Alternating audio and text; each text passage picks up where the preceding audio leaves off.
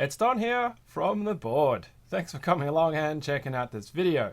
So you would have seen in a previous part where I had done a very quick test on dunking some keycaps into water to find out if they were PBT or ABS. And the whole reason why I was doing that was to get some keycaps that I could actually attempt to do laser Dyesub with. And I've already done a little bit of experimentation before this video to make sure the proof of concept works, and it actually does. So I want to show you what I had done from that experimentation. So what you're seeing here, if I can get my camera screen set up right. Okay, so I've got a keycap and I created a design myself just to sort of play and test with what kind of features would I be looking for in how clean or crisp a laser Dyesub keycap would be like. And one of the things was, I needed to figure out what kind of power level and sort of speed would I actually get some results. Now this yellow keycap that I'm about to show you is an example of where the keycap has been melted by the actual laser as part of the engraving. So you'll see that the actual plastic has been melted. So it's smooth, it's shiny. The textured surface of the actual keycap is there where it actually hasn't been affected. So keep that in mind, because what I'm about to show you is my test keycap and my test pattern, because, well, the plastic hasn't been melted. This keycap's significant because, well, it's white, and my experimentation has already shown that white is very good at reflecting the laser energy and therefore it doesn't melt easily. But you'll notice that none of the surfaces where the black is actually glossy, and it's still textured because it hasn't been melted. So the settings that I used for this was 35 power and 10 speed, or 10 engraving depth, and that was actually sufficient to get some of the iDyePoly that I put on top heated enough that it melted but then was absorbed by the actual keycap surface without melting the keycap surface.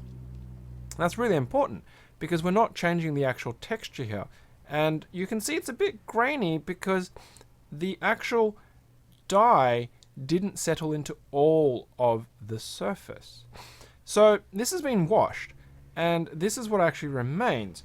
So the fact that I can actually put my finger on it and I can rub it, and I scrub this really hard, okay, and none of that actually comes off, right? It's completely clean and it stays. So you kind of have to trust me on that. So this gives me confidence that hopefully what I'll do today in this video is show you that process and get a similar result. So I'm going to set that cap aside and let's switch over to what's happening on the actual desktop. So the things that have happened in between, here's the actual laser, there's a bucket of keycaps, and here's the iDyePoly. There's that melted keycap. We'll put that on the side. So the first thing is I 3D printed and designed a rig to actually position my keycap. I had hoped that it would be central, but because of the dimensions and there's hardware space, it's not exactly central, whereas this was designed to be central. It doesn't matter because the laser can be positioned. The tape is there because I had to print it in two halves because my print bed is not big enough to print this in one shot. But it's got some locating leg pins, and the second thing that makes this important is it elevates the height of the printer so the focal plane is actually the top of the DSA keycap, about 8 millimeters. Now the curvature of the actual DSA keycap is only about a ½ mil off, but because it's across the whole surface, there really isn't any happy medium. So I'm satisfied that at least at 8 mil it brings it much closer, whereas before when I had the laser engraver on top of some 10 mil ply board, the 2 mils, the focus beam was spread out a lot more. And this is important for obviously getting finer detail and resolution into whatever you're trying to either engrave or Dyesub in our circumstance here.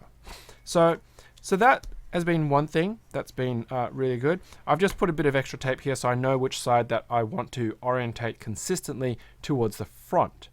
Now over here, I've got in this little container some of the iDyePoly with a drop of water, and all I've done there is try to form a slurry, because as part of my experimentation, what I discovered was that the powder doesn't want to stay on the surface of the keycap. It doesn't get into all of the grooves, all of the textured surface. So I thought, well, I have to be able to get it in there for there to be a chance of it getting into the keycap surface. So this is just a wet mess. It's probably the best way of describing it, but I'm going to apply this on top of that keycap. So let's just put that down and not tip it over. Now, white keycaps. So this is what we're going to go with, another white keycap. Hopefully it's going to work. If it doesn't work, it doesn't work. So the process is pretty simple. I'm just going to drop that in to that holder so it keeps it in the same spot. It's a little bit awkward working over the top of the front-facing camera here, but we'll do our best. And I'm just going to get some of this mixture and I'm going to smear it on top of the keycap, just like that.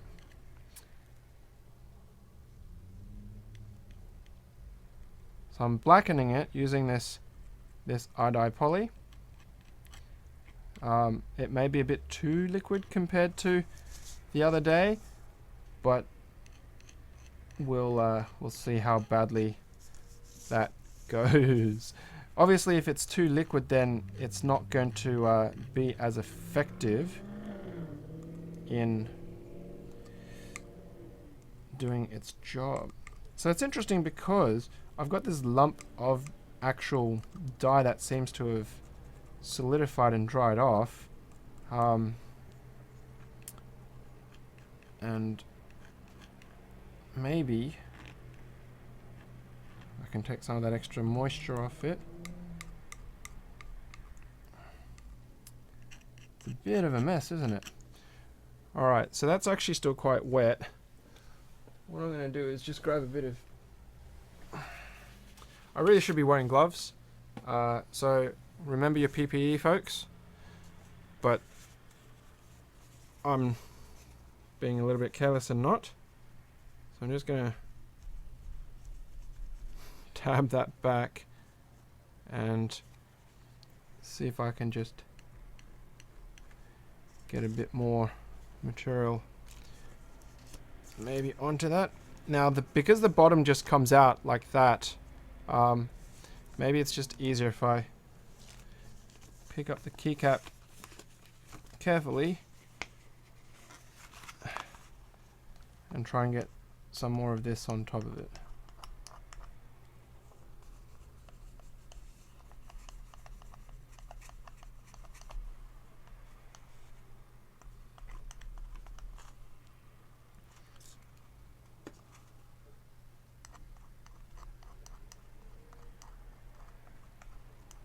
Not doing a very good job of that today compared to the other day.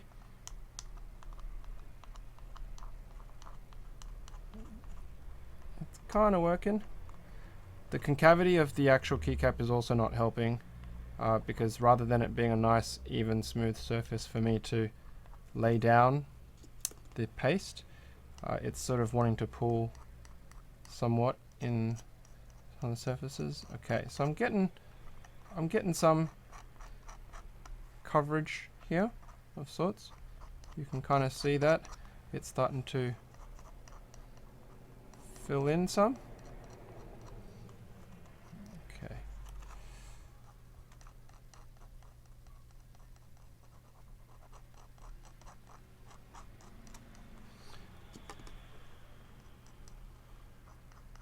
There we go. Just a bit of patience. I would imagine that if you were building up a slurry, you'd probably use like a sponge or, you know, like a rough brush that you could use, because the dye here is actually water soluble, so it does wash off, which we'll see very shortly. Okay, so I've got most of that keycap covered now, and that surface is blackened. Okay, so now put that aside so it doesn't get knocked over. And I'm going to take my frame. I'm just going to put it over the top, just like that. Just going to move that. And what I'm going to do now is I'm going to get the laser engraver and I'm going to sit over that on top of the pegs. There we go. And what we'll do is we'll swap over to the front camera.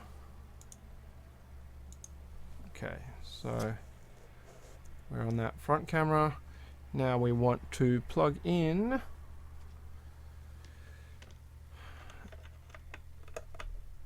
the actual dot and the power supply. Okay, so we're not seeing it very well here with the camera, but let's connect the device and we'll zero that. We'll go back to center and it starts to frame, which is off. So we're gonna, now this is really cool because we didn't really get to see it before. When it hits something that's completely black, the laser pins down because the black is actually absorbing all of that energy and it's not reflecting anywhere. You can see how much reflection and diffusion is actually happening. But now that that laser beam is smack bang on top of that black material, that black Dyesub, it's just this focused dot. And when I do this framing, you can see half of it's on the keycap and half of it's off. So what I want to do is I want to position it so it's only framing on top of the keycap. So that's almost there, but you'll see how it's flashing on the left hand side. It means that that edge is actually clipping a bit of white. So I'm just going to bump it one more. And now you'll see it's flashing on the left. So I'm actually in an in-between position, which is not great. So how we would fix that is we would actually rescale the image. So if we change that, then we might be able to stand a chance of getting that. Okay, so you'll see now that actually is completely enclosed within the black surface because it's not diffusing any light off the surface that we've hit the Dyesub, well, that we've covered with the iDyePoly. Okay, so now we're going to stop that. We're going to adjust the laser power down to 35 like I did before. Now this time I want it to be a little bit darker, so I'm actually going to increase the engraving depth. Let's just go to 12. I don't want to go too high to 15, and hopefully that's going to actually turn out. So fingers crossed, let us start.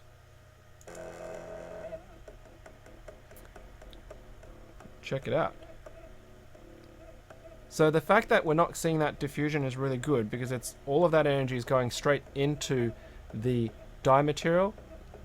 Now I'm estimating this is probably going to be relatively quickish, maybe a couple of minutes, but you know, for all the problems that I've had leading up to this, now that I have this understanding, this is starting to become more versatile. This laser engraver is starting to become more useful. And somebody actually left me some really great comments and discussion where they told me if it's overheating, because they've got one of these, use the pause button. Because, you know, that makes logical sense. But of course, you need to know what's a safe time to actually be able to pause it. And for them, they were doing an engraving according to them, and they set up a script that essentially enacted as a mouse press every 10 minutes. So they knew that 10 minutes was fine for the laser to actually run without it overheating and clocking out. And then they would let it sit for half an hour, and then the mouse would click unpause. And so they were able to do very long runs.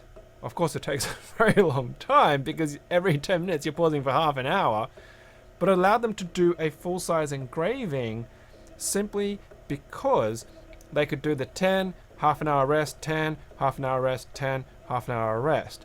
So if you do actually want to get this unit and you want to do larger things, more complicated things, or deeper, longer engraves, you just have to be able to chop it into small sections and go, okay, watch the timer, pause, let it cool off, start it again. Of course, that's not ideal, but for how much you pay for one of these versus a much bigger unit in the hundreds to thousands of dollars range, you know, there's obviously compromises. And if you can write a script that can do it, even better. Why not? So I thought that was really cool. I want to say thank you for sharing that pearls of wisdom. I might end up doing that at some point in time, but we'll see. And at least for simple things, right now, on small logos, on 1U keycaps, that's probably not a necessity, especially if I'm just doing a Dyesub activity, which right now it looks like it's almost done, and that was 2 minutes and 23 seconds. So the laser certainly didn't have any issues with that whatsoever. So I am now going to disconnect the device. I'm going to unplug the USB and I'm going to unplug the power. I'm going to turn off my transformer, and in theory, if I lift this up now, the keycap should just stay behind. Oh, well, it didn't, but close enough. All right, so I'm going to put this down, and I'm going to lift that up.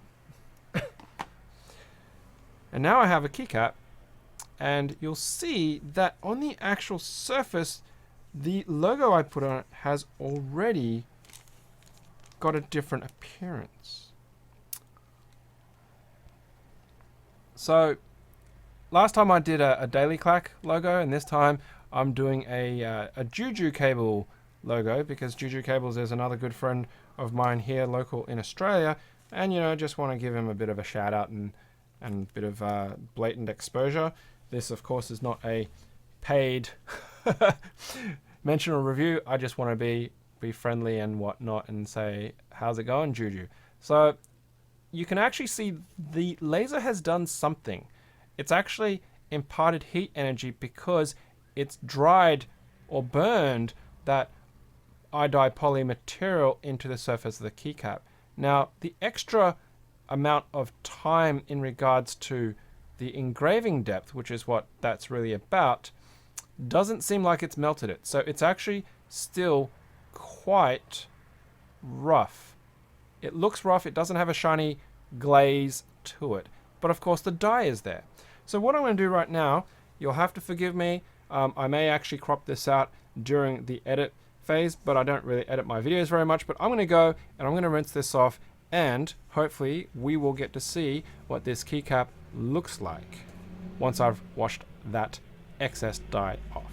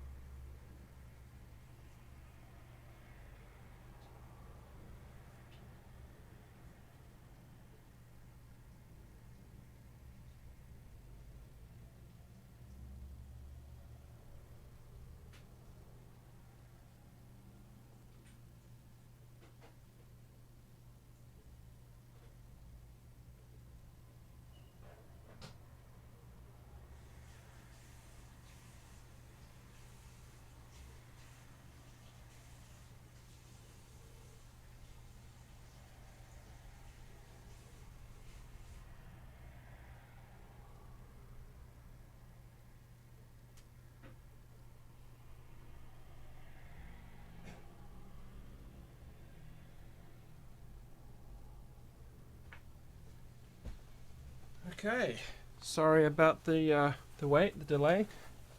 Right, I am so happy with how this has turned out. Amazingly happy. Now, of course, you'll have to believe me that I haven't gone out and actually had a keycap Dyesub printed or something like that. That said, I probably could have set up something in front of me to wash it, but you're just gonna have to trust me. And if you want proof, well, we can discuss another video. So with much ado,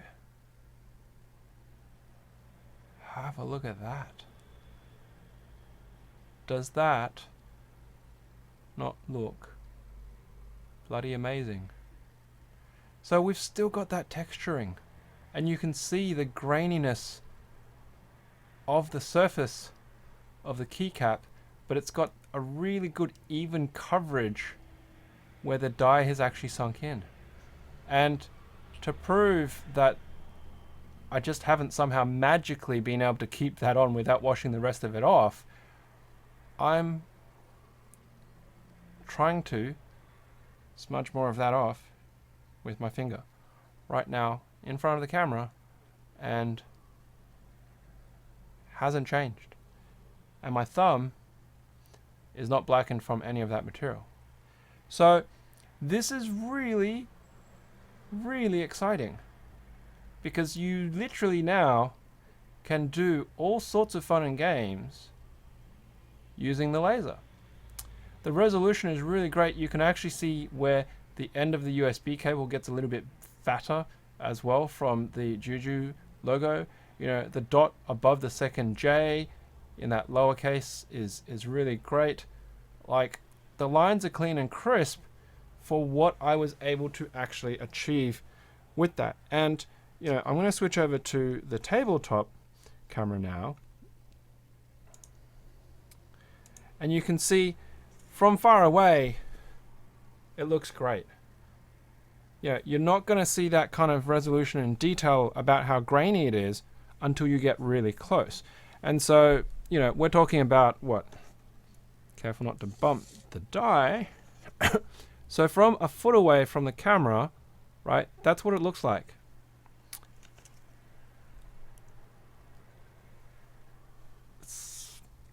I am super impressed and very happy with how this has turned out. Now there's obviously some extra lines here which might clean up, might not clean up, but for a DIY solution kind of thing at home where you want to do your own custom keycaps with Dyesub. Now don't forget, this is because I used iDyePoly black. So if I went out and got the different colors of iDyePoly, I can get different colors on my keycaps, and I could do multiple colors on the same keycap probably, and run different patterns and see what kind of color blending I might even get. But what makes that exciting is the fact that, well, you can get reverse Dyesub keycaps, kind of. And what I mean by that is the whole concept of reverse Dyesubbing is taking a light keycap and covering it in black so that only the light comes through, as opposed to a light colored keycap and putting black legends on it, like what's happened here. So it really opens up a lot of possibilities for something as simple and cheap as this laser engraver. So, you know, fantastic little bit of kit to play with. Lots of opportunities here, and what can I say? I wasn't really a believer at first when I had all the issues, but now that they're all worked out, I love this thing. I love it heaps. So anyway, Juju, if you want one of these or more of these or something, you know how to reach me. And anybody else locally, if you want to have a bit of fun or whatnot, I've got some more keycaps here at least that I know should work, and I've got black. Hey, world is your keycap. So I want to say still trying to recover from the illness that I've had weeks ago now. I want to say thank you, of course, for checking out this video. I hope you enjoyed it. I hope it gives you a bit of imagination and inspiration on what you can possibly do. And if you do want to get one of these, I've got in the description below a link that they'd given me previously. I hope it still works. I don't know if any of the discount codes that they provided me are still any good, but please do check it out. Have a bit of fun and whatnot.